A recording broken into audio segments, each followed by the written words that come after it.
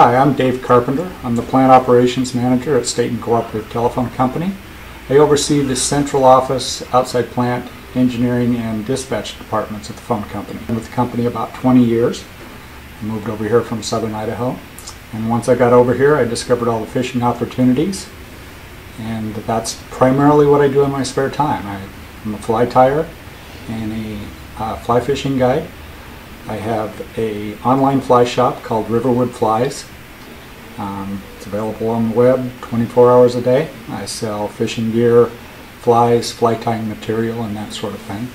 I'm also a partner in a company called Oregon Outdoor Excursions, a guide service on the North Santiam and a few other local rivers. We do drift boat trips, walk and wade trips, multi-day, half-day, full-day, whatever you'd like. We're full service. We provide all the gear, all the flies. We do bait and spin tackle also. We provide a full lunch, snacks, everything. So it's a good time. So check that out at OregonOutdoorExcursions.com. Back to when I first moved over here. My background in fly fishing was small mountain creeks and streams, mostly dry fly fishing. The area I lived in was primarily on the lower Snake River, the big wide muddy part. So a lot of my fishing locally there was for sturgeon, catfish, smallmouth bass, things like that. Didn't do a lot of fly fishing on the Snake. Most of that was up in the mountains. When I moved over here, this beautiful river we have running right by Stayton here, the North Santiam, contains wild rainbows, cutthroat trout, and of course steelhead and salmon are the trophy fish around here.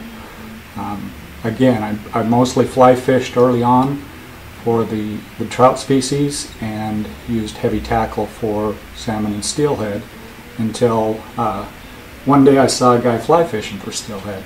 Watched him catch a 30-inch steelhead on a fly rod, and I decided I think I want to try that. So I kind of got back into the fly fishing sport a little bit more and began tying flies for specifically for steelhead.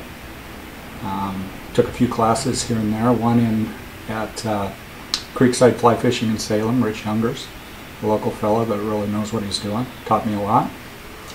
Bought lots of books, read through them, and then as the internet became more prominent, all that information became available out there. Fly patterns, the recipes, buying materials, even exotic materials. You could get your hands on things a lot easier and a lot quicker. And then of course that hobby kind of turned into the businesses that I now run, with the fly shop of my own and the guide service. So that's kind of how it all developed. Hi, I'm Dave Carpenter with Riverwood Flies. Today I want to talk a little bit about some of the tools that are used in fly tying. Probably the most important is the vise. It's what holds the hook and some of the other materials while you're tying the fly. There's many different types, sizes. The stationary type is the one I prefer the most. There's also what's called rotary vices, where you can spin the hook and apply the materials instead of having the hook be stationary and wrap the materials.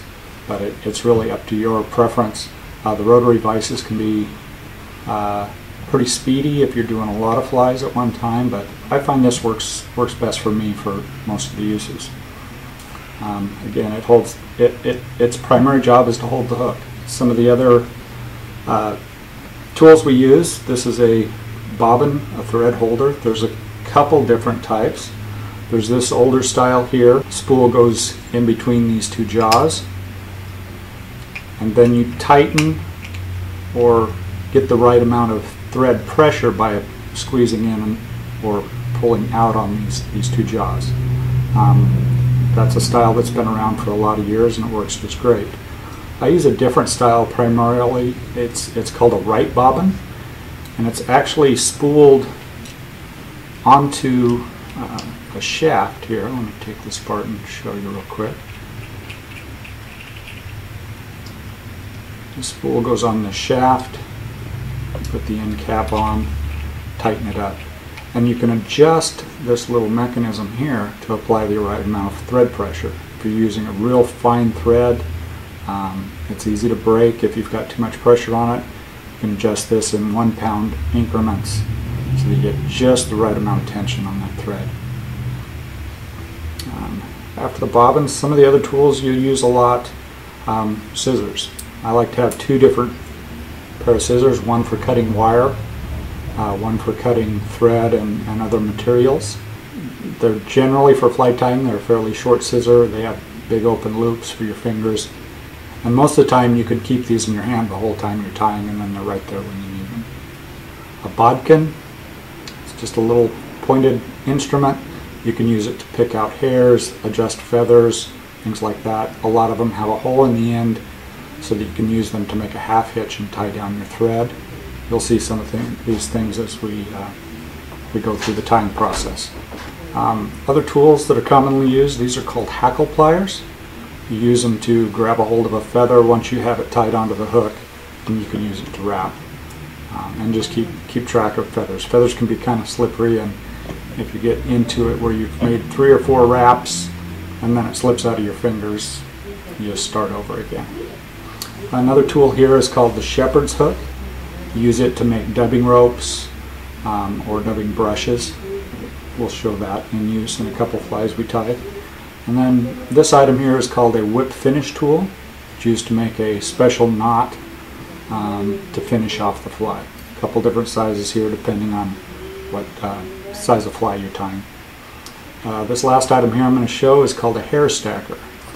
You take a big game hair, cut off a small clump, clean out the underfur, drop it with the tips in, give it a tap a couple times, and when you open it up, all the hairs are lined up in a straight line. For certain patterns that's important. Other patterns you just let the hair kind of fly right in. And that covers the basic tools of fly tying. Hi, let's talk a little bit about body materials for fly tying. Back when fly tying first started, it was simply fur, feathers, hair, and what other materials that people could find to make a fish hook disguised as a bug or something attractive to a fish. Some of the basic body materials nowadays are animal dubbing, like this pack here. This is all natural. We have some red fox, some muskrat, mink, beaver, black bear, gray squirrel, possum, woodchuck. A variety of small game animal furs can be used in fly tying and have been for centuries. Some of the animals in this pack that live underwater, like beaver, muskrat, nutria, those types of animals, their fur is naturally water repellent, so they work great for dry flies. Some of the other animals, the squirrel, possum, woodchuck, it's not naturally water repellent, can be treated to be so, but some of those materials are used on underwater or nymph flies because they sink and will absorb water instead of repel it. In the last 30 or 40 years, a lot of synthetic products have been developed to be used as body dubbing. Antron, which was a DuPont Fibers material, began when they developed it. It was first used for carpeting, DuPont Antron carpeting. It's also a great product for body dubbing. Then you get into some of the specialized body products, body dubbing products. That it's a blend of multiple materials, so you get some shine, some of it that looks natural but has a little sparkle and things like that. There have been a lot of body material products that came from animals that are now endangered. Baby seals, Arctic seals, Arctic fox, polar bears, you name it, it's been tried. And so people have had to develop different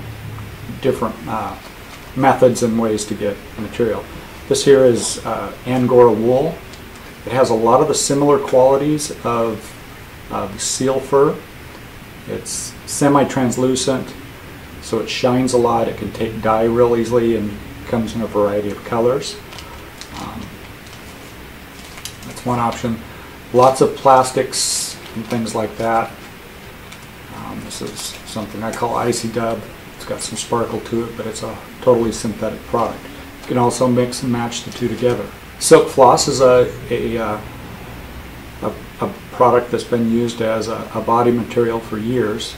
These days, most of it's made out of rayon and some nylon, dyed in different colors. Metallic tinsel and floss is used a lot in several materials. Closed-cell foam, that's another popular product for making usually larger flies, something that imitates a grasshopper, things like that. It comes in a lot of colors, you can mix and match. These sheet materials, they're mostly used as what's called a shell back on nymph flies. When an insect is in its aquatic state, living under water, its wing cases for when it's adult are housed underneath what's called a wing case or a shell back, and so these materials imitate that real nice. Plus there's some color variations that imitate the naturals real well. Rubber legs are really popular on a lot of flies now. Either a solid color leg or these barred colored legs, grasshopper legs, stonefly legs, things like that. This is a plain old monofilament fishing line, and it can be used as a body material on some flies. And that kind of covers the basics of body materials. Hi, let's talk a little bit about the different types of feathers that are used in fly tying.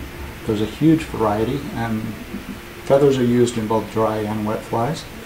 For dry flies, you use rooster hackle. It's a small, thin feather that comes off the neck of a rooster, and comes in a variety of colors, variety of sizes. You generally want to match it up to the size of hook you're using. You want the hackles to extend to the same width as the hook gap on most dry flies.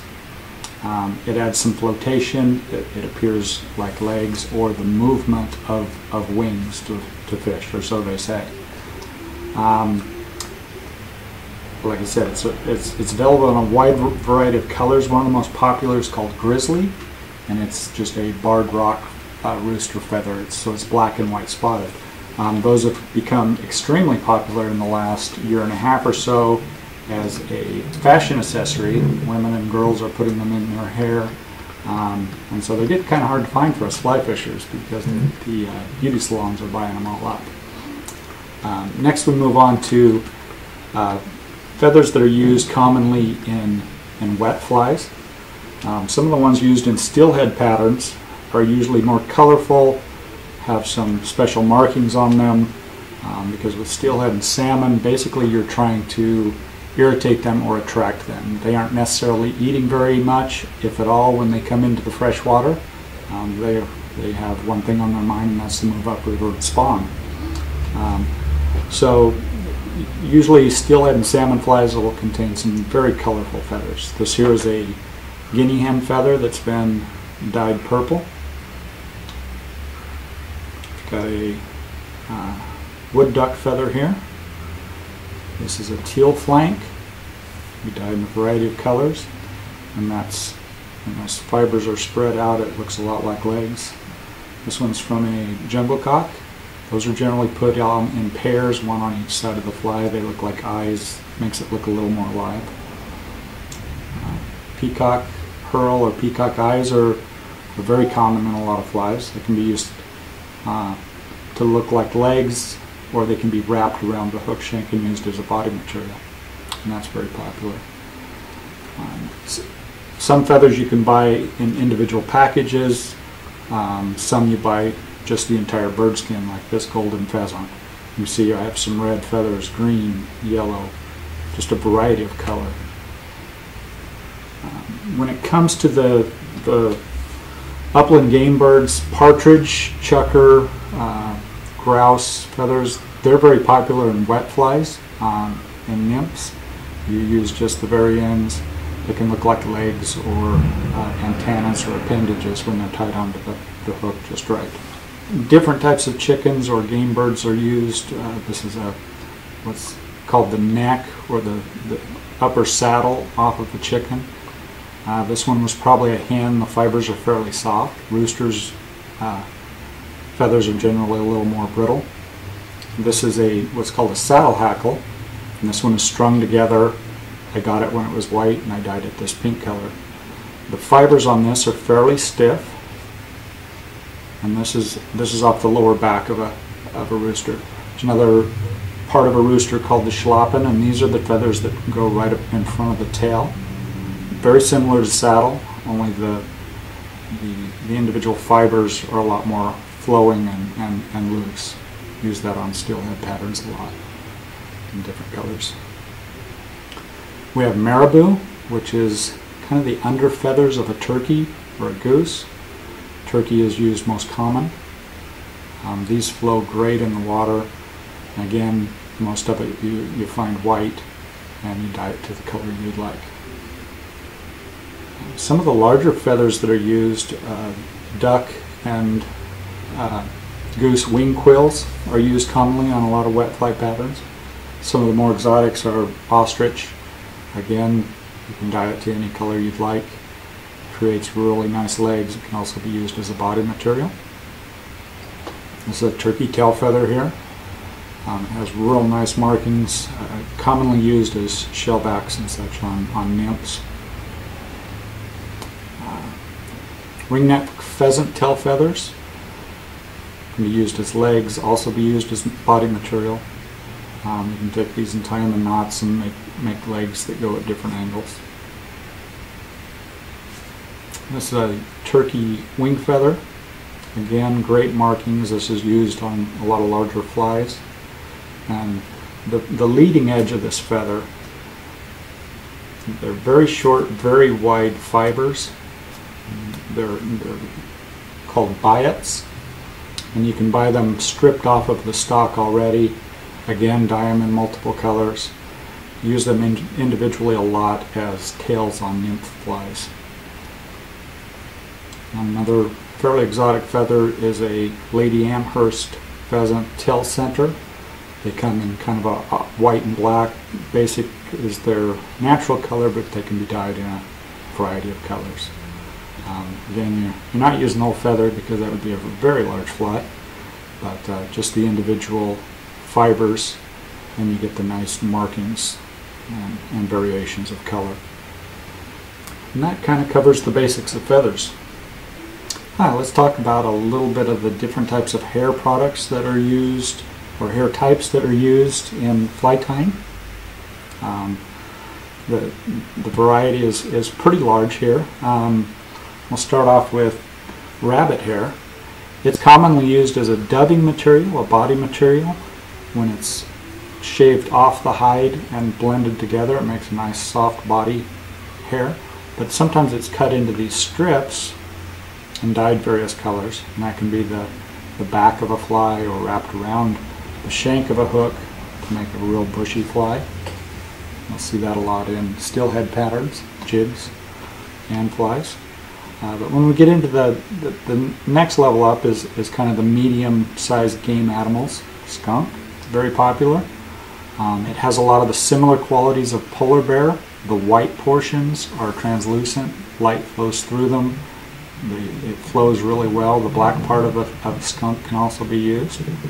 And then the under hair, the fuzzy part can be used as body dubbing. Woodchuck is another small game animal.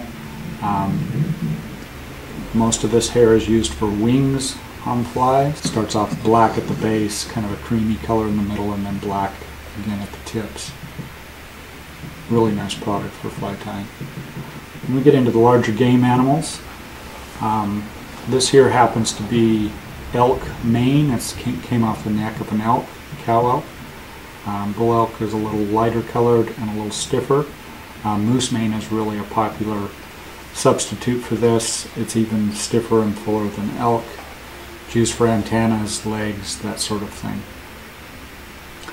Different deer species are often used. White-tailed deer, black-tailed deer, mule deer, They all have similar but different qualities. Mule deer hair is a little thicker and more hollow. It flares well. Black-tailed deer hair is pretty fine and works on a lot of smaller patterns. This is some elk body hair, upper bull elk, most common in the elk hair caddis. A lot of different caddis patterns can be used in hopper patterns. It's longer, it's a little thicker, and it flares nicely.